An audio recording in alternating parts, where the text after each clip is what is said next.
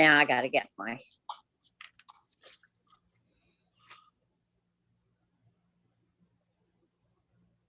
Hello.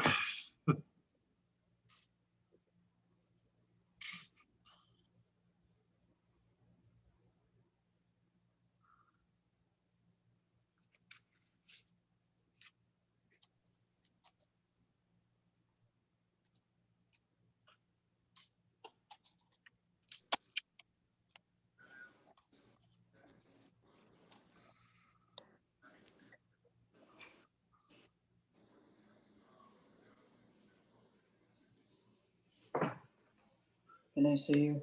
Yeah, I guess. Hey, Dr. Marble, how are you? It's Ted. How are you, Ted? I'm good. How are you today? Hello, Hey, Susan. Susan.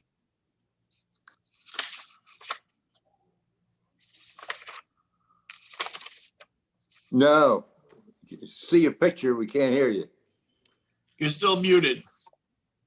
unmute. Now you're unmute. You're good. Now you're muted again.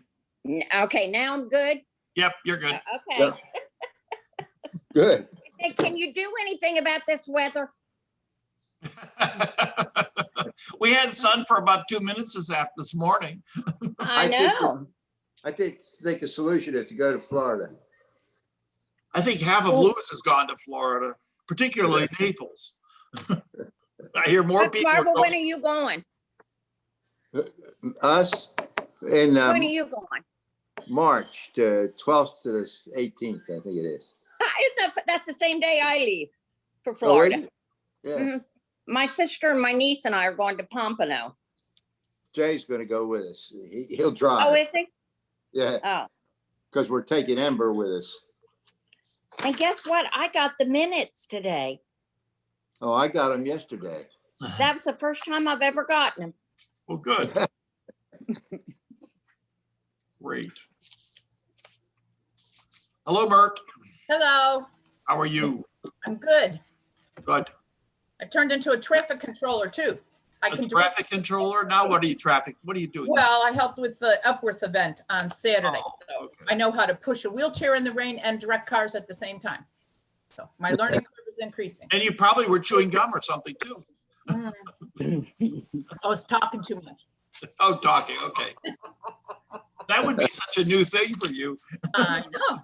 You know, Mert's usually so quiet. Mert is never quiet. Are you, Mert? No comment. As my dear friend used to say, how do you live with yourself all the time? I said, well, that's the dilemma. It's 3 o'clock in the morning. And I was like, seriously, we're going to work on this now? But how you get things done. Hello, Nancy. Hi there, everybody okay? Yep. How about you? You okay? I'm fine. Good. Ted, Yeah, did Maria and I Joe were on- survive last week? Yeah. And Marie and I were on a call with the governor early this morning. He had some good news about the rates going down, which is great. Yes. Did he have good news about vaccine amounts? They're concentrating right now on second doses. They're dedicating 28,000 second doses out of this week's allocation to second doses. So trying to make sure everybody who, I finally got my first one. yeah. Hey, Paul. How are you? Oh.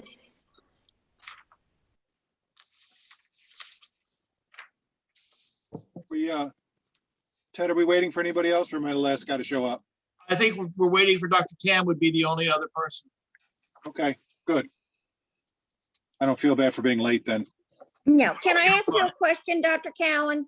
Yes, I've had 2 people ask me now, because they think I know since I'm on the committee here, that they should not get the second COVID vaccination if they were positive with COVID at any time.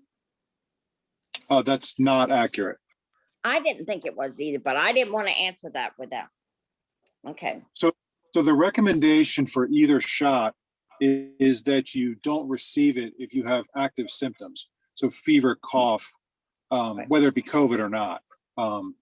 but that's it. Otherwise, there's benefit to people that have had COVID, we'll call it, wild COVID, if you will, to them receiving both of the doses of vaccine also.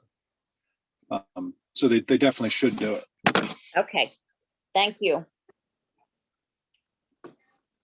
Okay, I think we're all here. Paul. Bob Great. Fulton will be joining us, but I don't think we need to wait on him to start. Okay, so just from some administrative stuff, I'm told that we have minutes for the last 3 meetings. Unfortunately, they need to be approved. So they're from December 13th, January 5th, and January 26th. So move. And I'll Motion. second it. So motion and second, any discussion? All in favor? Aye. Aye. I feel like approving minutes is kind of like balancing your checkbook, something that you hate to do, but you have to do. So I think just from a 30,000 feet where we are with COVID right now, the news is better now than what it was when we met 3 weeks ago. The number of cases in the community is declining, which is great news. Still higher than what we had in the summer, but it's declining. The number of hospitalizations, fortunately, is also declining. We sadly eclipsed our spring numbers in January for a number of patients hospitalized, both at BBN in the county and in the state. Unfortunately, those numbers are declining, which is, what we exactly hope for. So, and then the state, the vaccine rollout continues to have some bumps, but I think the state is doing the best they can. I was just forwarded an email just when we started. I guess the governor has announced at his Tuesday afternoon press conference that FEMA will be having a large-scale vaccination at Dover Downs the 20th through the 25th. I haven't read the press release, but I'm told that one of the focus groups will be to get the second dose of vaccine for those that were vaccinated at the DMV events that occurred in the end of January, both in Sussex and in Newcastle. So that's good news. And the Johnson & Johnson product is in the process of applying for emergency use from the FDA. So best hope is that is approved towards the end of February. And that'll sort of change the some of the logistics, I suppose, of vaccine administration, because it's a single dose vaccine. So there'll be more to come with that, but it'll be, it's good news, more vaccine in the state. At the end of the day, and I really believe this, the people at DPH are doing everything they can to get vaccine into arms. Their challenge is entirely the supply chain of vaccine. So they struggle with that. So that's kind of where we're at. David, do you want to give us an update with regards to BB specifically? Oh, sure. So good morning or good afternoon, everybody. Good afternoon. So, as Dr. Cowan said, certainly our hospitalization rates have come down very nicely. Both the spring and winter peak really declined fairly rapidly. And not that we have a lot of experience, right, because of this 100-year pandemic, but the fact is, you can clearly identify more and more each time a relationship between events, community, kind of everybody getting together, and then 2 weeks later, 14 days, 17 days later, a peak in hospitalizations, as well as potentially also in infection rates. So, I think we're at a point now where it just is more and more relevant to what Mayor Becker and the city has done, which is to really keep everybody masked and distanced and hand wash, as well as the school district. And so I think we're at a point where, I don't think that we'll see a big bump, but if you follow the logic, the next one will be, gee, what happens 2 weeks after Super Bowl Sunday? And as a result, we continue here at BB Healthcare to make sure that we are staffed appropriately and ready in case there is a peak.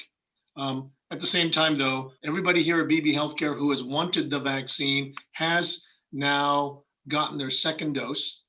And so we're at the point where we feel pretty good about protecting ourselves. As you know, that doesn't give anybody a clean bill of health. And so people are still washing their hands, watching their distances, wearing a mask. And in fact, now we're switching over where I'm not wearing my BB mask anymore. I'm wearing the 2-ply mask, right? Because the CDC came out and said that the 2-ply mask is the one, and it's not just 2-ply, but it's also the one that fits closest to your face, which makes it super uncomfortable, but that those are the ones that seem to protect you the most. And that's what our team is really making sure that we do. We are looking at, once again, as we come down on our decline, things like visitation policies. We recognize that anytime we had to clamp down on things, there is a positive, but there's also a negative in terms of healthcare and making sure that families have an opportunity to engage with their loved ones who are patients. And so we continue to look at that every day to determine when we have to change our visitation policies and adapt to what's going on. And then, of course, on the vaccine side, as Dr. Cowan says, we have demonstrated and worked very hard to demonstrate that we can give vaccine anywhere, anyway, anyhow to anybody, right? And Mert was there with us at Epworth. And that's what we are trying to do.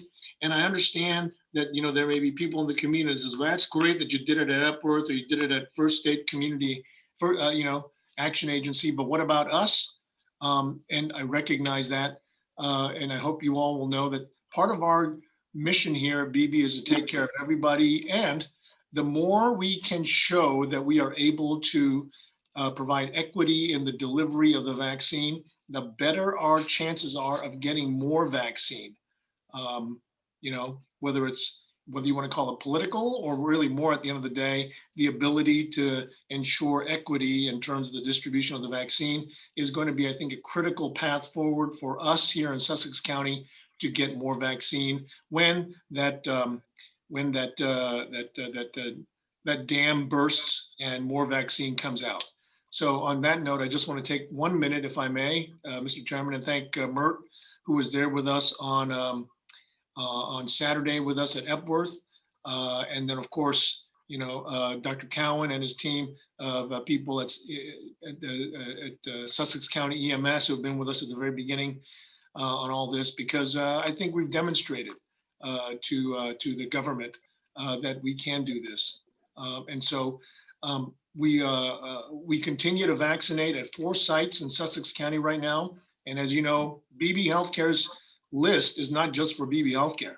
Anybody in Sussex County who wants to be on the list to make sure that nobody gets left behind is on this list. And we are working down that list and making sure that people who are getting their second vaccines get them at the right time, at the appropriate time. And I'll stop there, Mr. Chairman, or if anybody has any questions or comments about where we are. Was that outside again at the No. airport?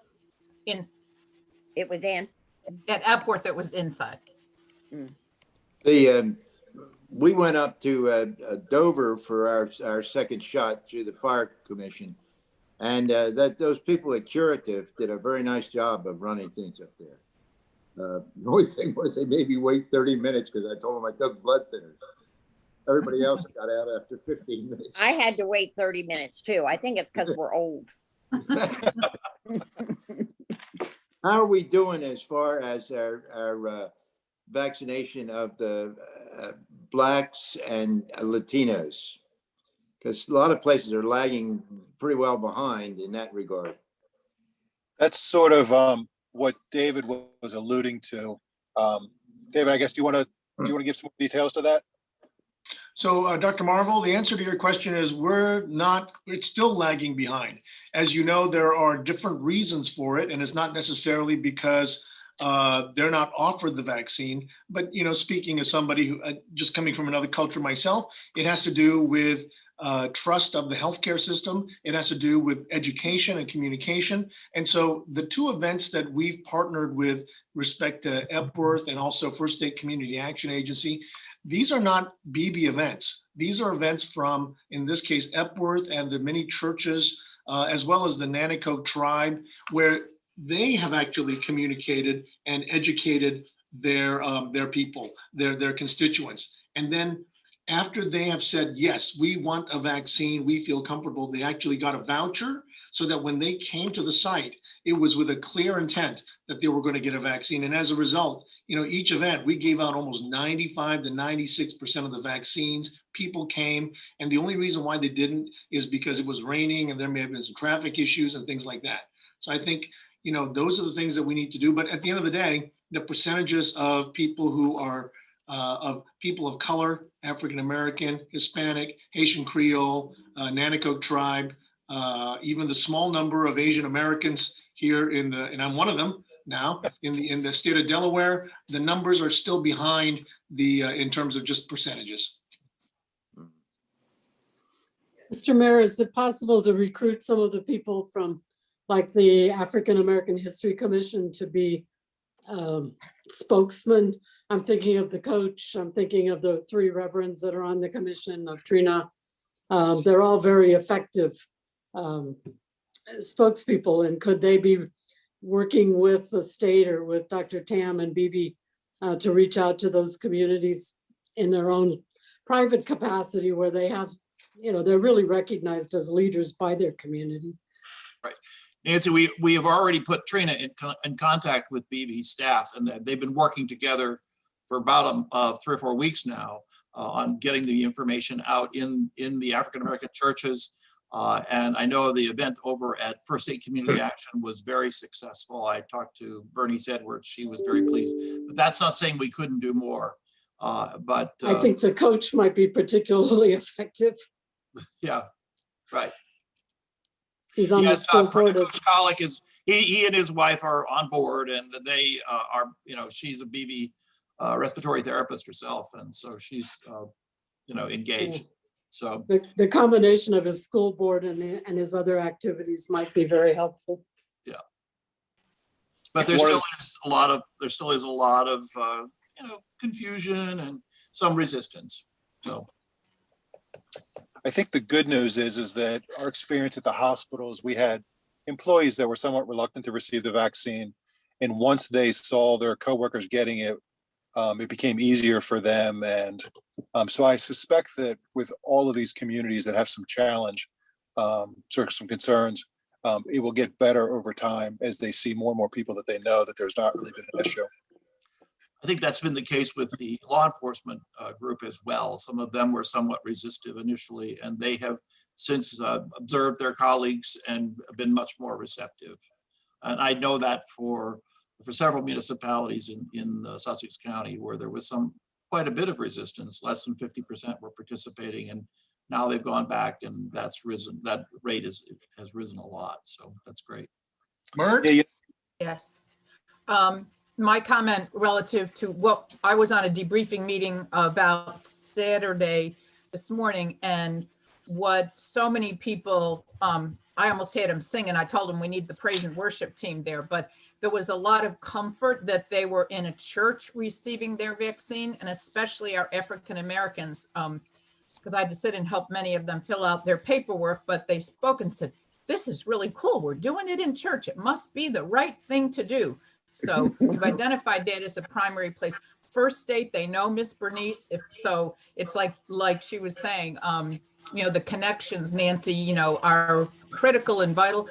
But if they see one person or they trust a nurse, I've worked with those populations my whole life. So I about had them dancing to get to the vaccine. But they loved being at the church. It was really weird. And that's how much they comment. And a lot of the people, the transportation issues. The other point I wanted this group to hear is what the issues are prior to getting to the BB vaccinators, who are doing an awesome job, is transportation. And if they can't get online to make their appointments, I have a very long list myself. I have lots of aged, disabled veterans, and they think I'm the magic nurse that'll bring the vaccine to their house. And I'm not yet. But they can't even get online. And I've called every one of the 800 numbers. I don't know, Dr. Cowan or Dr. Tam, if anybody has any other, what should our response be to those communities? They cannot get online. They have no computers. They have no capacity to register any place. And I can't make phone calls on their behalf. I'm trying to make my list and said it'll come. I have read that some places are using mobile vaccination facilities to come to some of the elderly and disabled. Well, I know BB's doing some of it. As I say, it's only as the vaccine's available. So I do know that's a very quiet thing. And I'm not going to push hard till these people are homebound or they're going to dialysis, you know, they're homebound. So it's not as urgent that they want to get it. They're scared to get it, but they can't really get out. So we'll figure it out.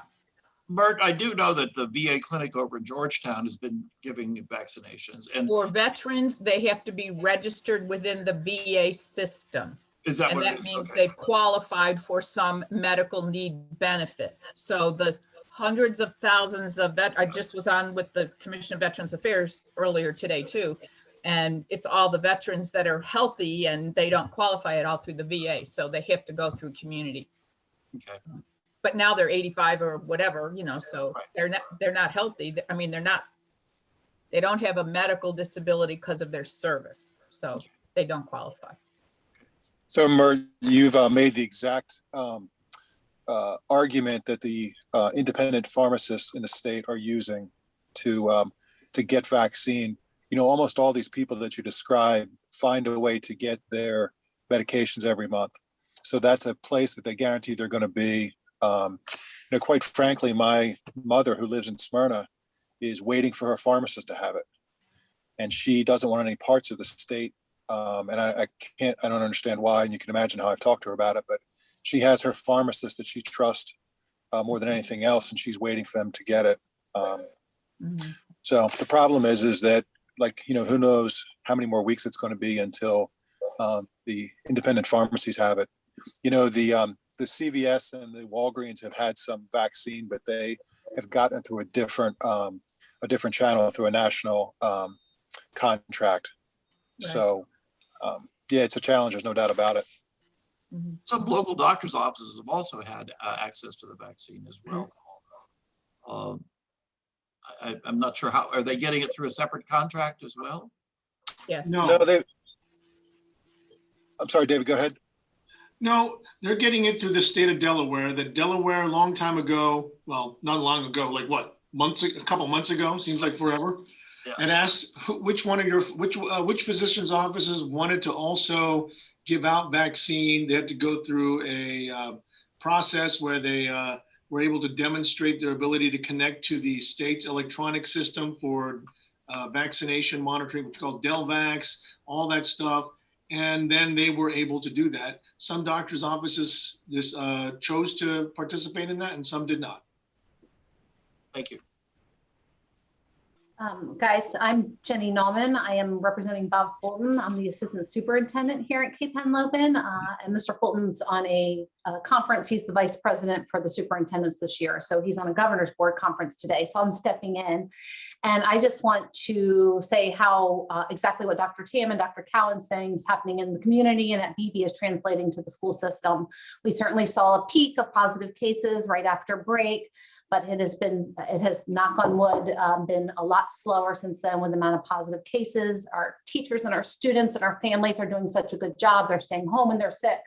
They're masking up and they're staying distant. So even if we do have a positive case, our quarantines are at a small number and are always done out of abundance of caution. So that's great news here. For our vaccine front as well, we will have our first group that got the vaccine 3 weeks ago over at the Cape Henlopen High School will have been invited back to get their second round this coming Saturday. So we have about a quarter of our staff that has been vaccinated with the first shot thus far, which is really positive. And as you probably know, the DOE has done it in stages for staff. So stage one is if you're over 65, you have those underlying health conditions, or if you work with our very special population of students, if you're working really closely with kiddos that can't wear masks because of their disabilities, those are our first ones to be vaccinated as well. So a good portion of our stage 1 folks have already been vaccinated. So we're really pleased with the progress and the communication. Our people are volunteering, and people are all doing the right thing. So exactly what's happening in the community is translating to the smaller subsection of our school district, which is promising. Jenny, Did you have thank you. any, sorry, did you have any issues with the CDC guidance of things that you will have to address, or were you pretty much in compliance already? So we've kind of gone above and beyond the CDC guidance. I feel like it's coming out a little day late and a dollar short. We've been in session now since September 16th. So we've kind of gone through, we're looking through it bit by bit to find out what's kind of different, what's the same. The distancing might be a little different than what we have in school, but what we've done has been very successful. So we plan on moving forward with kind of our program thus far. And Do you have any thoughts on when the hybrid system might end and in-person education can begin? Yeah, so you, as you know, pre-K to 5 is in every day for most part. We have a little bit of a waiting list in our pre-K to 5 classes, depending on the school. Somewhere between 20 and 40 students still want to get in. So we're working on trying to find more space, but we definitely would have to, it's just about a space, the distancing space to be able to get more students. Our middle schools and high schools, there is no wait list. So anybody who wants to come in those 2 days can at this point. And we have a lot of our special education students in 4 days a week, which is really important. All of our students from the Sussex Consortium are in 4 days a week, no matter what school they're in, as well as students who are in our C setting, which might need a higher level of special education services. Are in those 4 days a week. So our goal is to get as many kids in as soon as possible and do it safely. So as soon as those guidelines with space open up a little bit, we'll be able to get some more kiddos in. Dr. Marvel and Mr. Mayor, I'm almost up to my 1-year anniversary, but thanks to COVID, we've had to split up our family a little bit, as you can imagine. I can tell you this, Cape and Lopin School District has done it so much better than the school districts in California. Where in California, they go back and forth, open, close. It's really been a hindrance on children and parents. And, from the very beginning, I know at least Bob Fulton and Jenny worked hard to be consistent. In some respects, sometimes, if I may, taking the lead in the state. And I'm publicly want to thank them for all the work that they've done, especially because, we get notices that kids got sick, don't know where they got sick, just like in the hospital, right? People got sick. Where did they get sick? Well, we don't know because of X, Y, and Z. But I think I just want to publicly say that I'm so grateful to Cape for the work that they've done. And I think they're doing a good job. We'll see how it goes in the next couple months, and BB will support them. But this is all stuff that Bob and the district did on their own, and it just is compared to what I've seen in other places. It's just amazing the benefits that they've had. So thank you very much. And we appreciate your partnership too, Dr. Tam. You and Dr. Chasnoff have been a godsend to us in making our decisions and helping us navigate this new world for all of us. Thank you. Jenny, do you have any idea when you will be able to offer a vaccine to all of your employees? So it's DOE, DPH dependent. So right now we're still in the stage 1 of our staff. And then once the vaccines go through all of stage 1, then it'll be offered to stage 2, which are people in the high school without underlying health conditions, myself included, that don't directly work with children all day, every day. So as we move through those stages, we're hoping by spring break, but I can't say for sure. Sure. Depends on number of vaccines available. Right. Hopefully, once Johnson & Johnson comes into the state, that may push things along quickly. For certain. Well, good. Thank you. And also thank you for coming. We, both BB and the school district have a huge footprint in the community. Everybody kind of wonders what we're doing. So But thanks for taking some time to be with us. Happy to be here. Yeah, we Thanks. really- Particularly important for those of us who don't have a direct connection to the school to know what's going on and not be hearing it fourth or fifth hand. And I just would encourage you to continue to try to get that word out about your success and what the situation is. Thank you. I mean, already people are asking us questions, not just in Delaware. Obviously, Bob has a good footprint in Delaware, but throughout the nation. I'm having a conversation with the dean at USC named Pedro Naguaro on Wednesday, just about equity. And part of the conversation is we've been in school since September 16th, and they're just getting back or not at all, and what we're doing differently and how that relates to equity and education. Different departments, the secretary has reached out to nationwide success stories in the country, and they're looking at our community for some success. So we're excited about that. Great. Good. We, at the city, we really appreciate this partnership with the hospital and of course the school system and getting all this information out to the public. It's very, very helpful and reassuring to people. So thank you both. Thank you everybody for what you're doing. And you're right, Dr. Tam. I don't know whether you saw the article in yesterday's New York Times, but Delaware's, we're only of the 50 states, we're number 11 in distribution or in saturation, which is when you think about Rhode Island, which is a similar sized state, they're at the bottom of the list. So obviously what's going on here between the governor's office and Department of Public Health is being very effective. So that's all good news. They Good. get more snow there too. Yes, they did. They've had a lot more snow and probably ice. Good point. Maybe that's why they're so low on the list. Right. Do we From have a- any other questions? I have another issue if I Yes. could. In the hopes that we're going to have a repeat of March of last year, where we have that day where it's 75 degrees. If you think back, that was the day that the governor happened to be here, and then the next day he shut the beaches. So I'm just wondering if we're starting to think ahead about what's going to happen when it turns 75, and hopefully soon. And also whether, are the old regulations in place about housing for people coming in from New York and New Jersey and DC, or are there going to be changes? Do we know, are we planning ahead for that? I mean, it's hopefully going to be here fairly soon.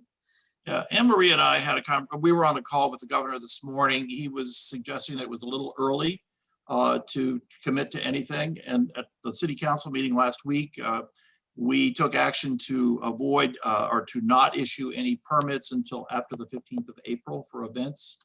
And we do have a couple of things that will be exceptions to that, but they will be events that will be filed with Department of Public Health and get the Board of Public Health, the State Department of Public Health's approval for the way they're going to be doing that. One of them is a race, and they've run races all through this pandemic, but they've done them with very carefully sanctioned and monitored by the Department of Public Health, and they've done them very successfully. The Polar Bear Plunge is a good illustration of how people are doing events virtually this year, and they're still being successful. I saw in this morning's paper, they've already raised over $700,000 through the Polar Bear Plunge, which is phenomenal. And I talked to somebody who's done 24 years of Polar Bear Plunges, and he said he was taking advantage of doing it on what he knew was going to be the warmest day that he could see on the horizon. He did it a couple Saturdays ago when it was 50 degrees. So, I think the governor is being very cautious. There was a question about 4th of July, and he said the governor's response was it's too preliminary to even be talking about that yet. So I see Dr. Tam has got to leave us. So thank you very much for being here, Dr. Tam. We appreciate it. You know what? I just leave you in the capable hands of Dr. Cowan. Anything you need, please don't hesitate to reach out to us. But thank you to the community on behalf of BB Healthcare for continuing to keep pushing us, keep pushing us to do more. We will continue to do everything we can. So really appreciate being part of the team. Happy anniversary almost. March 17th. That's I the day. know. That's the day that Nancy talks about like being like the warmest day, right? I got called by Governor Carney to go to Cape Henlopen State Park to the Biden Center. I didn't know where that was. And then when I showed up in a suit, they all looked at me like I was an idiot because they're all wearing short sleeve shirts. So there you go. Now you It know. worked out just fine. Thank you very much. All right. Thank you. That's good. Do we, anybody else have any other comments or questions? Dr. Cohen, on the reaction to the vaccine, I haven't seen very much that people are having any reaction to it. Is it, so therefore there's no coverage? I mean, is there a way to turn that around for these communities that are concerned that, you know, we've had X million shots and only a handful of people have had serious reactions or? Yeah, no, I think that's, I was actually going to make that comment.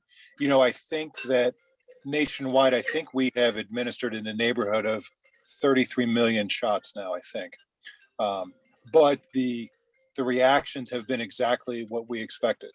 And there have been no surprises with that. And I think that is, you're definitely right. That's something that should be publicized. You know, if you think about when a new medication comes to market, and many of you heard me say that I was taught long ago to avoid a new medication. In this case, you couldn't do it. You waited for several million doses before you began to use it.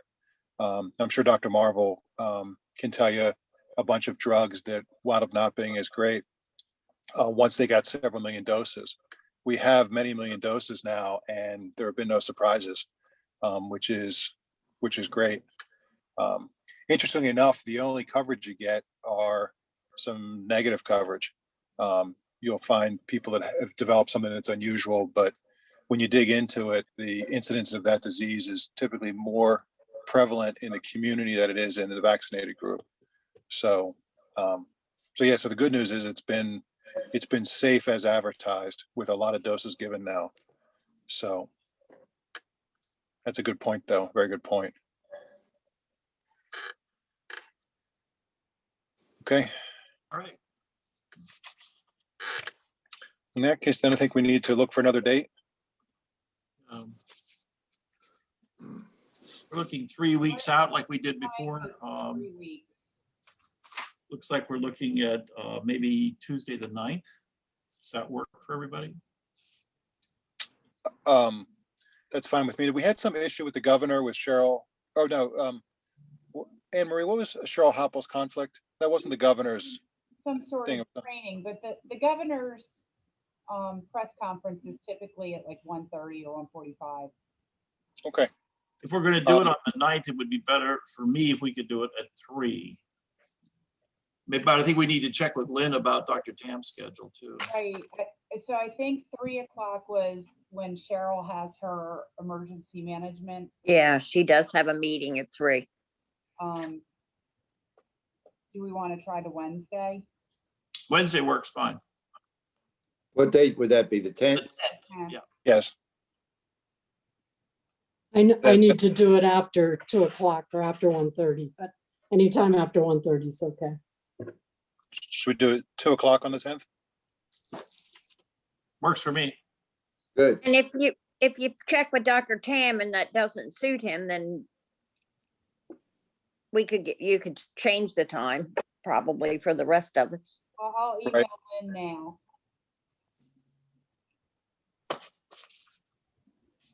Okay, Okay. great. So Jenny, again, thank you for coming. If you or if Bob can be here for that meeting, that'd be great. It's a very additive. We'll make sure one of us is there. Great, Terrific. I appreciate Thank you. it. Okay, Thanks, right. guys. great, Thank thanks. you. See you, Jenny. Good day. Thank you. Yeah. Bye. Bye.